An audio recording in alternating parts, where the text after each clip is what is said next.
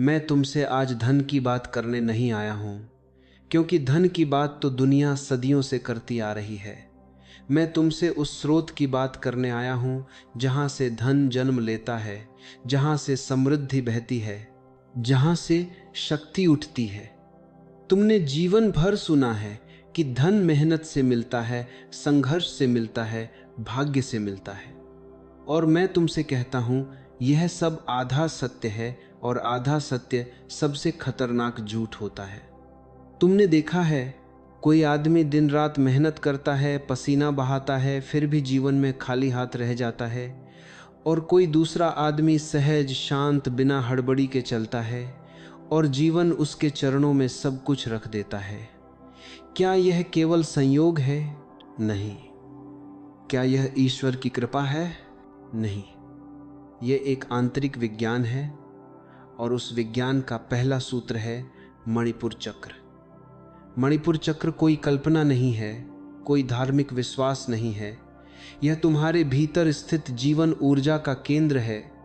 यह तुम्हारी नाभि के पास है, लेकिन इसका संबंध तुम्हारे पूरे अस्तित्व से है। जब यह चक्र सोया होता है, आदमी भीतर से कमजोर होता है, और जब यह चक्र जाग जाता है, आदमी बिना बोले भी शक्तिशाली हो जाता है। याद रखना, शक्ति का अर्थ हिंसा नहीं है। शक्ति का अर्थ है आत्मविश्वास, आत्मसम्मान, आत्मस्थिरता। जिस दिन तुम्हें अपने होने पर भरोसा आ जाता है, उसी दिन मणिपुर चक्र पहली बार धड़कता है। लेकिन समाज को यह मंजूर नहीं है। समाज तुम्हें शक्तिशाली नहीं चाहता, समाज तुम्हें आज्ञाकारी चाहता है। इसीलिए बचपन से ही तुम्हें सिखाया गया, डरो, झुको, तुलना करो, दूसरों की नकल करो। और जैसे जैसे तुमने यह सब सीखा, वैसे वैसे तुम्हारा मणिपुर चक्र सिकुड़ता चला गया। तुमने शायद ध्यान नहीं दिया, लेकिन हर बार जब तुमने अपने निर्णय किसी और को सौंप दिए, हर बार जब तुमने कहा मुझे नहीं पता, हर बार जब तुमने अपने भीतर की आवाज को दबाया, तुमने अपनी ऊर्जा खो दी। और फिर तुम कहते हो जीवन में धन नहीं है, स्थिरता नहीं है, सुरक्षा नहीं है। मैं तुमसे कहता हूं, यह सब बाहर नहीं है, यह सब भीतर से बहता है। मणिपुर चक्र अग्नि है, और अग्नि बुझी हो तो चाहे सोने की खान पर बैठा आदमी भी भिखारी रहता है। तुम्हारी तथाकथित नैतिकताएं, तुम्हारे उपदेश, तुम्हारी झूठी विनम्रता, इन सब ने तुम्हें भीतर से खोखला कर दिया है। तुमने गर्व और आत्मसम्मान में फर्क नहीं समझा। गर्व अहंकार है, लेकिन आत्मसम्मान जीवन की रीढ़ है, और मणिपुर चक्र आत्मसम्मान का केंद्र है। जिस दिन तुमने अपने को स्वीकार कर लिया, उसी दिन यह चक्र खिलने लगता है। लेकिन तुम स्वीकार कहाँ करते हो?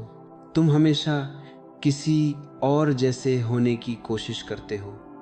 तुम कहते हो उसके जैसा बन जाऊं तो सफल हो जाऊंगा।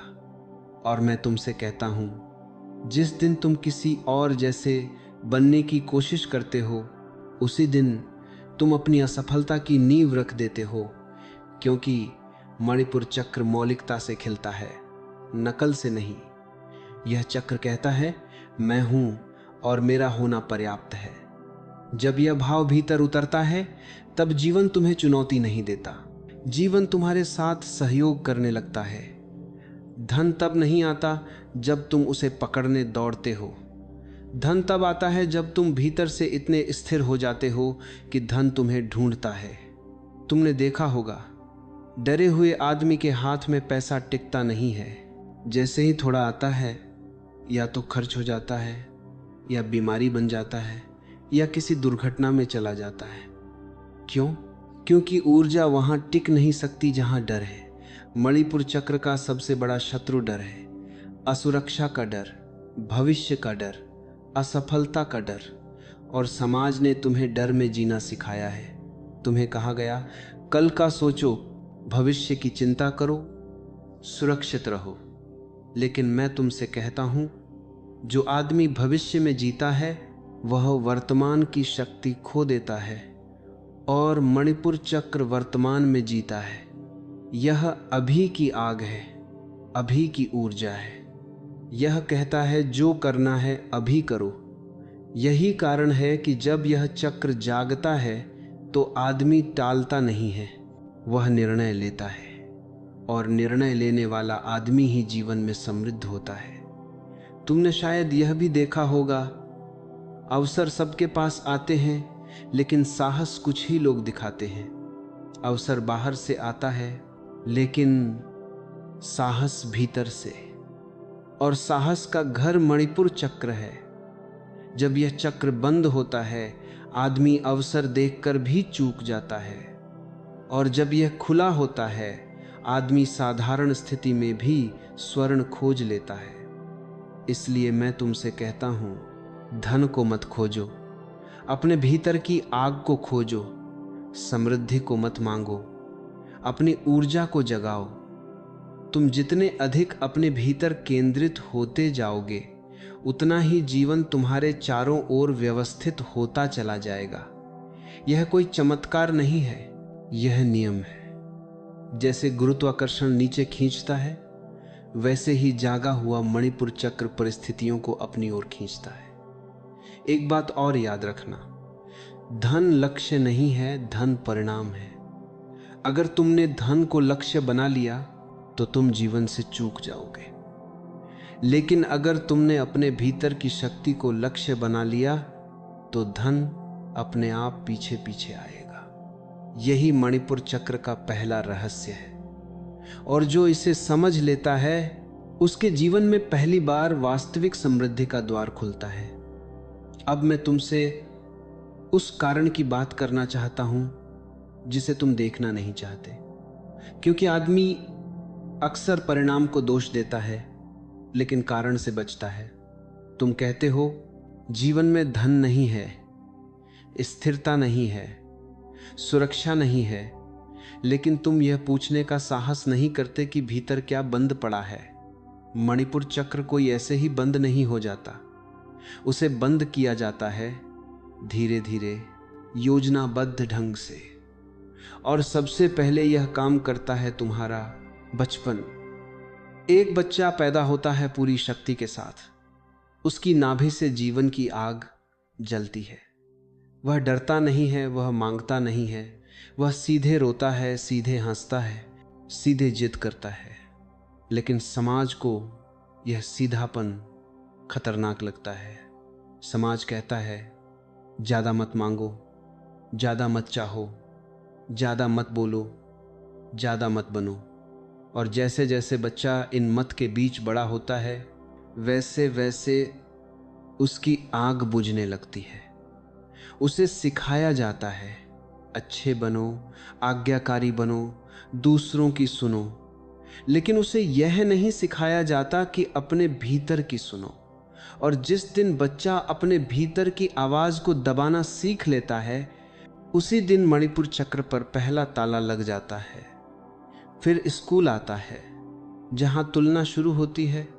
कोई तेज है, कोई धीमा है, कोई होशियार है, कोई साधारण है। तुलना जहर है। तुलना तुम्हें यह विश्वास दे देती है कि तुम पर्याप्त नहीं हो। और याद रखना, मैं पर्याप्त नहीं हूं। यही वह मंत्र है जो मणिपुर चक्र को सुला देता है। फिर माता पिता आते हैं, भले उनके इरादे अच्छे हों लेकिन वे भी डर से भरे होते हैं। वे कहते हैं जो सुरक्षित है वही करो, जोखिम मत लो, गलती मत करो। और मैं तुमसे कहता हूं, जो आदमी गलती से डरता है वह कभी समृद्ध नहीं हो सकता, क्योंकि समृद्धि साहस मांगती है और साहस मणिपुर चक्र से आता है। धीरे धीरे तुम बड़े हो जाते हो लेकिन भीतर एक डरता हुआ बच्चा रह जाता है। बाहर तुम्हारी उम्र बढ़ जाती है, भीतर तुम्हारी आग बुझ जाती है। फिर धर्म आता है और धर्म तुम्हें अपराधबोध सिखाता है। तुम्हें बताया जाता है धन बुरा है, इच्छा पाप है, चाह गलत है। और मैं तुमसे कहता हूं, इच्छा जीवन की धड़कन है। इच्छा को गलत कहना ऐसा ही है जैसे दिल को धड़कने से रोक देना। लेकिन सदियों से यही हुआ है। तुम्हें ऐसा धर्म दिया गया जिसने तुम्हें कमजोर बनाया ताकि तुम नियंत्रित रहो। अपराध बोध में कार्य करना है निपुर चक्र का सबसे बड़ा शत्रु है। जैसे ही तुम अपने भीतर यह मान लेते हो कि चाहना गलत है, वैसे ही तुम्हारी ऊर्जा नीचे गिरने लगती है और फिर तुम कहते हो, ध्यान करता हूं, पूजा करता हूं, फिर भी कुछ नहीं हो रहा। कैसे होगा? तुम भीतर से कटे हुए हो। फिर समाज की एक और चाल है, सम्मान और अपमान। तुम्हें सिखाया जाता है कि लोग क्या कहेंगे, समाज क्या सोचेगा, और जिस दिन तुम लोग क्या कहेंगे से जीने लगते हो, उसी दिन तुम्हारा मणिपुर चक्र तुम्हारे हाथ से निकल जाता है, क्योंकि अब तुम्हारे निर्णय तुम्हारे नहीं रहे, वे भीड़ के हो गए। भीड़ के पास कभी शक्ति नहीं होती, भीड़ केवल संख्या होती है। शक्ति हमेशा व्यक्ति में होती है और मणिपुर चक्र व्यक्ति का केंद्र है। इसीलिए भीड़ मानसिकता वाला आदमी कभी समृद्ध नहीं हो सकता। वह चाहे कितना ही धन इकट्ठा कर ले, भीतर वह गरीब ही रहेगा।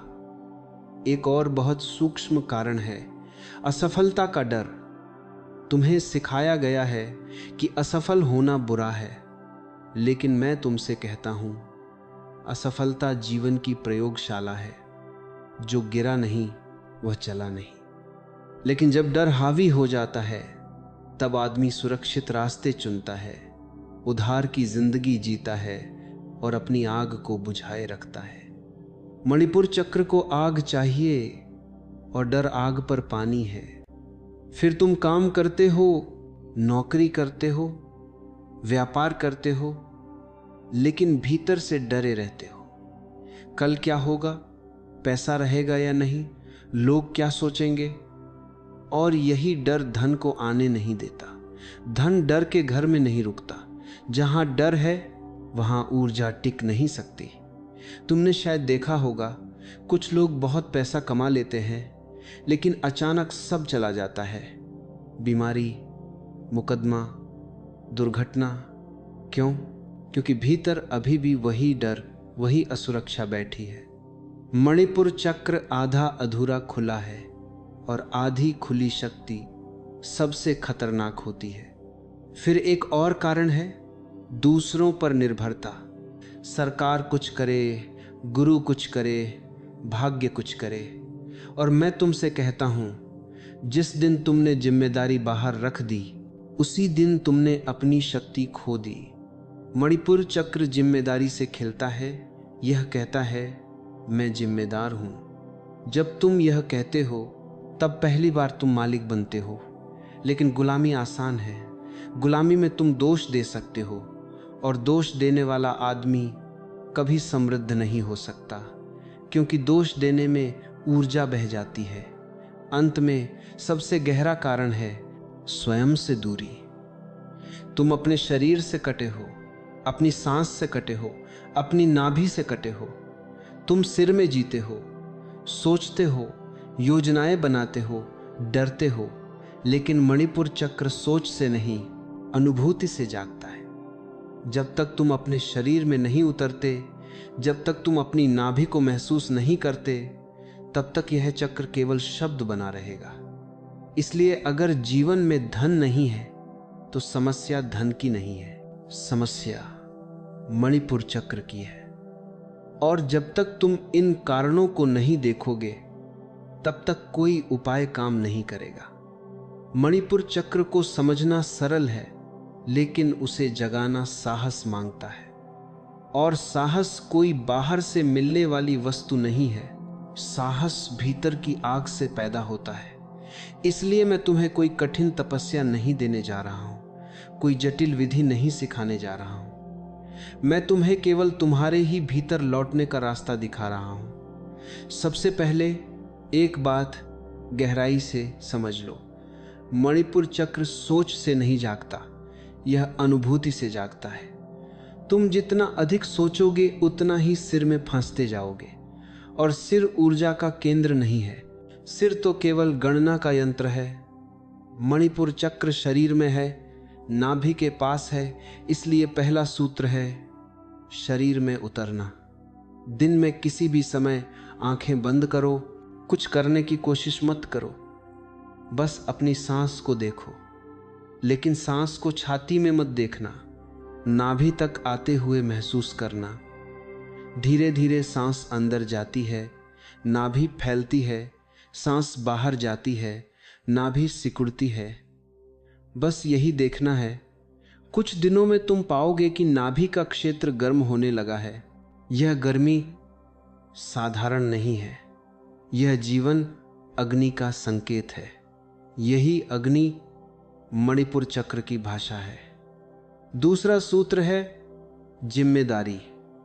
लेकिन ध्यान रखना, जिम्मेदारी का अर्थ बोझ नहीं है। जिम्मेदारी का अर्थ है यह स्वीकार करना कि मेरे जीवन के लिए मैं उत्तरदायी हूँ। जिस दिन तुम यह स्वीकार कर लेते हो, उसी दिन तुम्हारा मणिपुर चक्र पहली बार सीधा खड़ा होता है। जब तुम किसी को दोष देते हो, माता पिता को, समाज को, सरकार को, भाग्य को, तब तुम अपनी शक्ति बाहर फेंक देते हो, और शक्ति बाहर गई तो धन भी बाहर चला जाता है। इसलिए हर सुबह स्वयं से कहो, जो भी है, जैसा भी है, मैं जिम्मेदार हूं। यह वाक्य छोटा है, लेकिन इसमें आग है। तीसरा सूत्र है निर्णय लेना। छोटे छोटे निर्णय, क्या पहनना है, क्या खाना है, किससे मिलना है, इन निर्णयों को दूसरों पर मत छोड़ो।